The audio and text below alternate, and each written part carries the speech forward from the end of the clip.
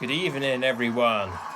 On this Sunday evening, 8th of September 2024.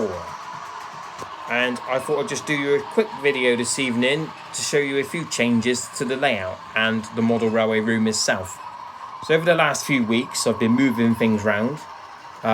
You may have seen in the background of the other videos that there is a wardrobe here taking up space. So instead of the layout being in the middle of the room, it's pushed right up against the window now, which gives you this lovely floor space here. And I've also got a nice amount of room around the back here to be able to get to the fiddle yards, programming track, etc. So a lot easy access. I don't know why I didn't think of doing this years ago. I've had this layout for nearly 6 years now. I don't know why I didn't think of doing this years ago. So yeah, it's going to be a lot more easier to operate the layout going forward. And a new addition to the layout is this Hornby factory. Well, the Hornby offices. Then behind we have got the factory building. So that fits there quite nicely. Even though I did buy this layout ready built, it's nice to be able to make my own touches to it and make changes like the brewery building and the Daypole Watch Tower, electronic Watch Tower, I must say. Nice to be able to put your own touch to it. So it's something to remember if you're getting into model railways. Sometimes a cheaper way can be to actually buy a layout already built. It might take the fun out of it a little bit for you, but you could always make changes to it and put your own touch to it. So, as they say, a layout is never finished. Here this evening we got the Bachmann Class 47 DCC Sound Deluxe running round with 4 coaches.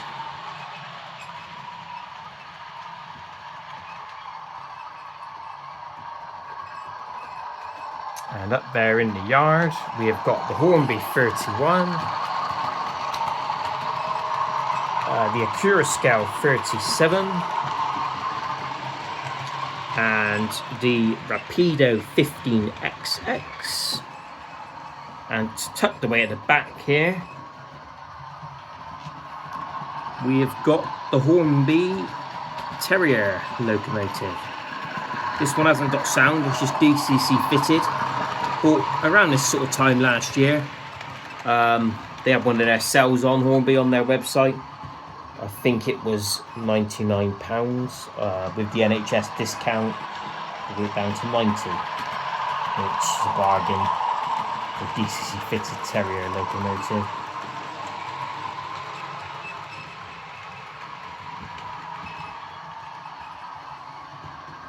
Just showing you some of the detailed layout that might not have been in the previous videos.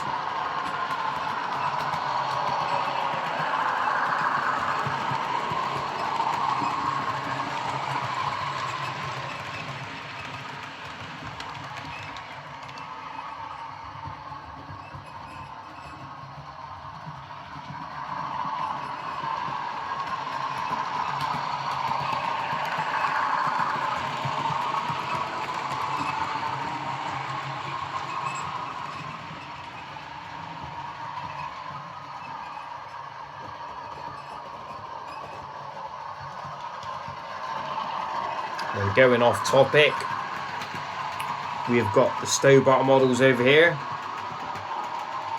That picture of the HSTs was in St Philip's Marsh in 2016 for an open day. Probably a one-off site. There's 5 different HSTs there, 5 different liveries, all from different parts of the country. Obviously the Network Rail one there would travel all over the country, as you would know. Bit of railway memorabilia up here, EWS plaque. And here we've got a bit of Scalextric and more Stobart models.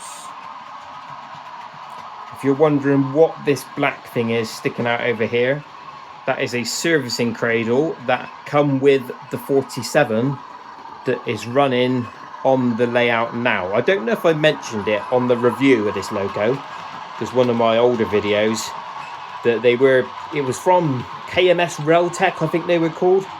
At the Great Electric Train Show in last year, 23, they were with every purchase, I'm not sure if it's with every purchase, but with certainly with a loco, something like that, they were giving you a free servicing cradle, which was a bonus, as the loco was a bargain as well.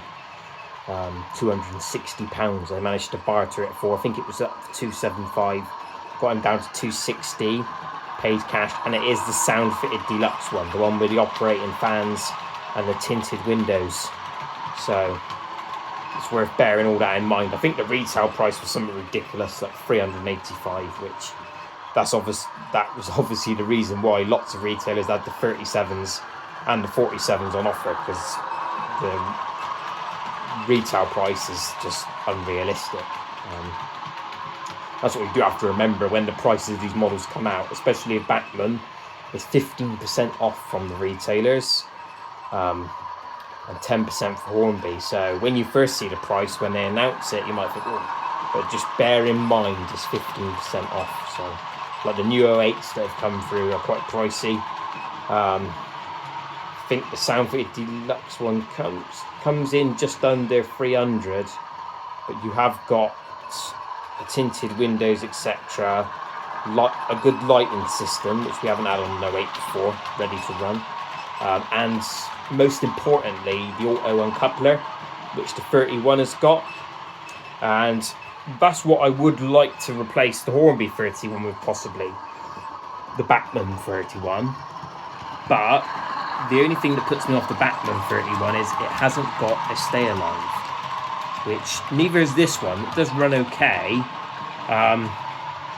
but in Jenny Kirk's recent video, she has said it definitely could benefit from a stay alive, so it does put me off a little bit, but possibility, but there needs to be a good deal, similar sort of price to what I paid for the 47, because that's my sort of maximum sort of price I'll go up to. I can't really bring myself to go up to the 300 mark yet, but that is something I'd like to replace the Hornby one with, even though it is okay, but it's starting to show its age now detail wise. This one has been fitted with the TXS sound, and I have fitted it with Stay Alive as well. I just like to have them for reassurance, even if you may not really need them, but with a sound loco especially, it can be frustrating when it hits a little bit of dirt and the whole sound just cuts out, and that's a real bugbear of mine, so it's nice to have it there for peace of mind. Like, certainly something like the 15XX hasn't got a stay alive, and a loco like that, a short wheelbase loco, definitely does require one, really. It can be a little bit anxious running this one at times, but this new model does seem to run fairly well, and we don't get too much stop starting. But today, from any loco you buy at the prices they are, you expect them to be perfect. You paid all that money.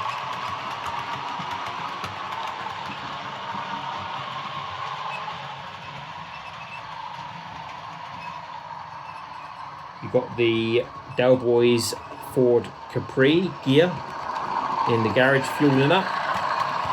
Del Boy's in the garage paying for it. We're trying to get out of it, more than likely for him. Stobart Rail Transit here, and the Eddie Stobart one. So this railway is sort of based on a preserved railway, really, so I'm running what I like. I'm trying to sort of keep it BR greenish. Trying to sort of keep it sort of in with sort of replicating that sort of 1960s era, but it is preserved, so different things do come on here. I've got an Acura Scale 66. Got a review of that one as well, that runs on here. Could be a visiting loco, as it was when I went on it a couple of years ago at the Mid Hampshire Railway, the exact one. The the We Are Never Alone one, 66415, I believe, the charity one for the Samaritans. And very good of a Cure scale as well. They raised £10,000 from the sales of these locomotives that were awarded to the Samaritans, and that video was posted on their YouTube channel around 3 weeks ago, I believe. So I'll just do a quick video and show you the control board. So that's for all the points, and it is the DCC concept points. Can't remember what they're called now off the top of my head. Oh, it's just gone round, so we'll wait again. So obviously it's a single loop all the way round, but you have got quite a bit of operational scope with sidings. In there we've got the Hornby class 56 and the Acura scale 66 we're just talking about. And here comes the 47 thundering through.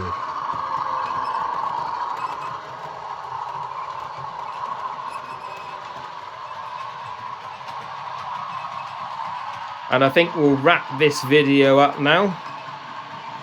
Hope you've enjoyed it.